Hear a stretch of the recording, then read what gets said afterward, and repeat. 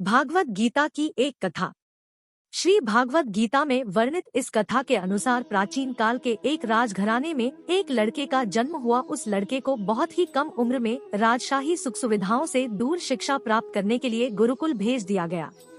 जिस गुरुकुल में वह बालक शिक्षा ग्रहण कर रहा था, वहाँ का वह सबसे होनहार विद्यार्थी था। गुरुकुल में उस बालक ने सारे हिंदू वेद पुराण और शास्त्रों का अध्ययन किया। परंतु दुर्भाग्य से उस बालक के अभी गुरुकुल की शिक्षा समाप्त भी नहीं हुई थी कि उसके माता पिता एवं भाई बहन एक प्राकृतिक आपदा में मारे गए। माता पिता व अपने भाई बहन को खोने के कारण हुआ बालक सांसारिक मोह माया से विरक्त हो गया और गुरुकुल से शिक्षा पूर्ण करने के बाद उसने प्रण लिया कि वह अपना संपूर्ण जीवन लोगों की भलाई में व्यतीत करेगा। एक सन्यासी और राजा की कथा। उसके बाद वह बालक सन्यासी बन गया और वह सांसारिक वस्तुओं से दूर हिमालय की जंगलों में चला गया। फिर उसने वहाँ लंबे समय तक तपस्या की और तपस्या पूर्ण होने के बाद उस सन्यासी ने लोगों को शिक्षा देना आरंभ कर दिया। समय के साथ साथ उस सन्यासी की चर्चा चारों ओर होने लगे और दूर दूर से लोग उनके पास शिक्षा प्राप्त करने और अपनी समाधान का समस्या खोजने आने लगे। सन्यासी सभी लोगों की समस्या बड़े ही आसानी से सुलझा देता, जिस वजह से वह कुछ ही समय में पूरे राज्य में मशहूर हो गया। दुर्भाग्य से उस समय उस राज्य का एक राजा क्रूर व्यक्ति हुआ करता था। उसे जब उस सन्यासी के बारे में पता चला तो उसने सन्यासी से मिलने का निश्चय किया और अगली सुबह वह अपने राजमहल से निकल उस सन्यासी के कुटिया जा पहुंचा। वहां पहुंचकर उसने उस सन्यासी से भेंट की, जिसके बाद एक चमत्कार हुआ। वह राजा पहले ही मुलाकात में सन्यासी के व्यक्तित्व से इतना प्रभावित हुआ कि उसने उसी समय से अच्छाई की राह पर चलने की ठान ली और मन ही मन सोचने लगा कि इतनी छोटी सी मुलाकात में वह सन्यासी मुझे इतना बदल सकता है, तो यह अगर हमेशा मेरे साथ रहने लगे तो मेरी तो जिंदगी ही बदल जाएगी। इसके बाद राजा सन्यासी से अपने साथ राजमहल चलने के लिए आग्रह करने लगा। राजा के आग्रह को सन्यासी ठुकरा ना सके और वह राजमहल चलने को तैयार हो गए।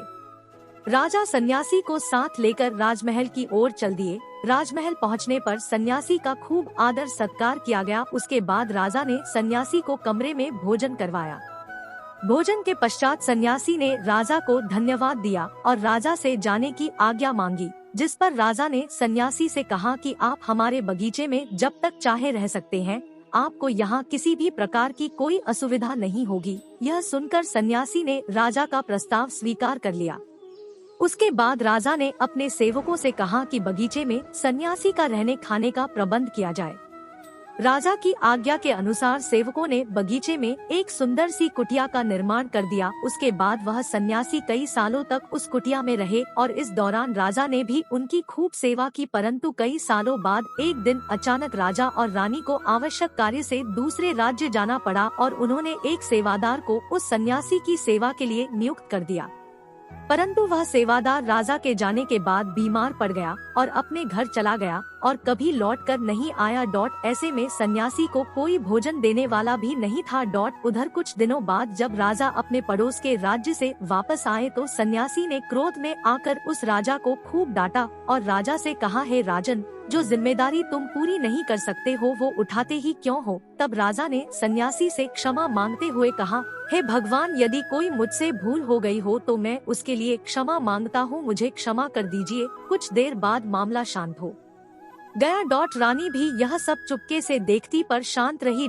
उसके बाद राजा ने उस सन्यासी को कोई भी शिकायत का मौका नहीं दिया और उसकी खूब सेवा की। परंतु कुछ दिनों बाद एक बार फिर राजा को एक आवश्यक कार्य से राज्य के बाहर जाना पड़ा, मगर इस बार राजा ने राज्य के बाहर जाने से पहले रानी को निर्देश दिया कि जब तक मैं नहीं आता आप स्वयं सन्यासी की सारी जरूरतों का पूरा ध्यान रखेंगे।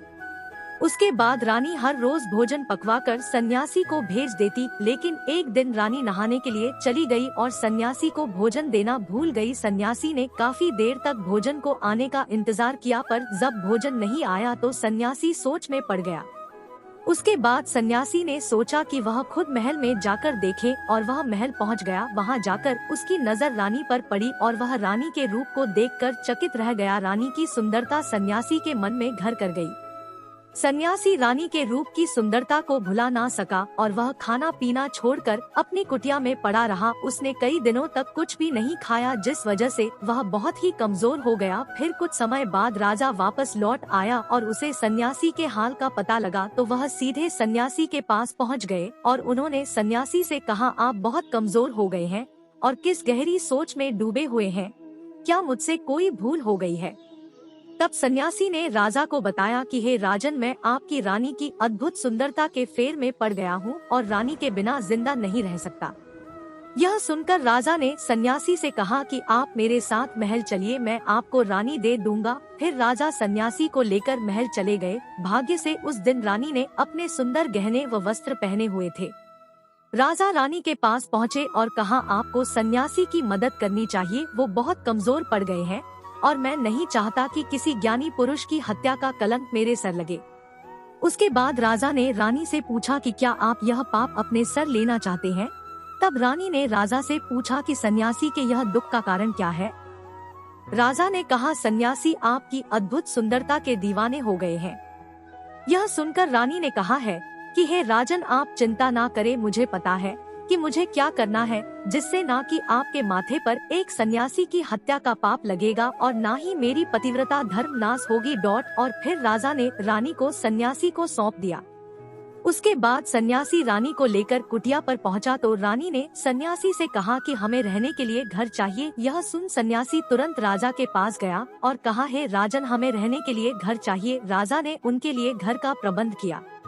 सन्यासी रानी को लेकर जब घर पहुंचा तब रानी ने कहा, घर तो बहुत गंदा है और इसकी हालत तो बहुत खराब है। सन्यासी फिर राजा के पास पहुंचा और कहा, आपने जो घर मुझे दिया है वह घर की हालत तो बहुत खराब है।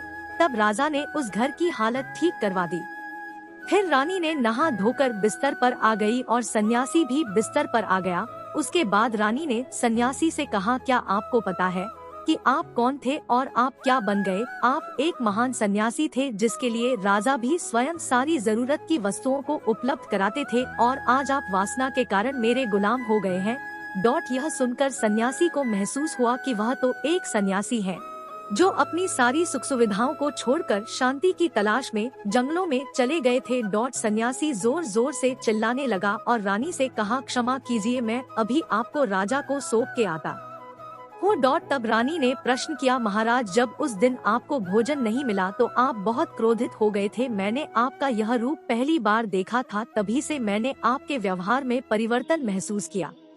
तब सन्यासी ने रानी को समझाया कि जब मैं जंगल में था तो मुझे समय पर भोजन भी नहीं मिला करता था, पर महल में आने के बाद मुझे सुविधाएं मिली और मैं उसके मोह में फंस गया। मुझे इसके प्रति लगाव उत्पन्न हो गया और फिर इनको पाने का लालच हो गया और जब मुझे नहीं मिला तो क्रोध उत्पन्न हुआ। सन्यासी ने बताया, सच तो यह है कि अगर इच्छा पूरी ना हो तो क्रोध उत्पन्न होता है और यह पूरी हो जाए तो लालच बढ़ जाता है।